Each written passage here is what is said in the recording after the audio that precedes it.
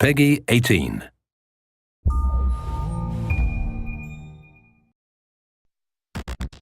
In 2001, a real-world exercise tested the emergency response to a bioterror attack on the continental United States. The operation was called Dark Winter.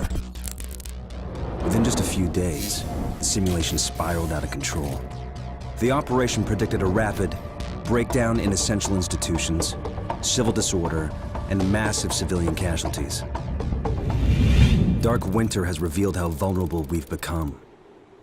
Our lifestyle, our security, our safety depends on a delicate and unstable economy. We've created a system so complicated that we no longer understand how to control it. Oil, power, shipping, transport. We live in a complex world. And the more complex it gets, the more fragile it becomes. The system is built on a global supply chain that gets things where they're needed, just in time. We've created a house of cards. Remove just one, and everything falls apart. And what's fueling this system? Money. Americans can spend $90 billion in a single day of shopping. Last year, 200 million people swarmed their local stores on November 23rd. We call that day Black Friday. Did you know that a flu virus can survive on the surface of a banknote for up to 17 days? One day there will be a pandemic. It could begin during the crush of Black Friday sales. A pathogen will jump from tainted banknotes to human skin, onto food, toys, children, and loved ones. By the time patient zero feels the first sore throat, millions of people will already be infected. From this point, the breakdown will happen fast.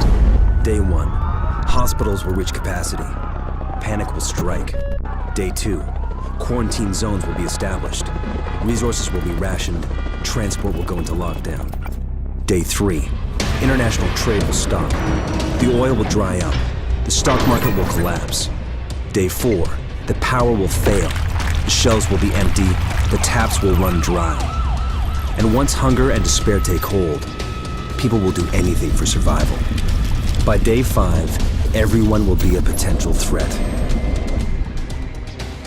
In 2007, a new presidential directive was signed quietly into law. This maps out the government's response to a crisis, a plan to cope with a real dark winter. It is known as Directive 51. There are rumors of shadow agencies, sleeper cells, covert agents, but nothing can be confirmed. Our complex world is primed for breakdown. And once the chaos strikes, there won't be resources to save us all. The only question left is, what will it take to save what remains?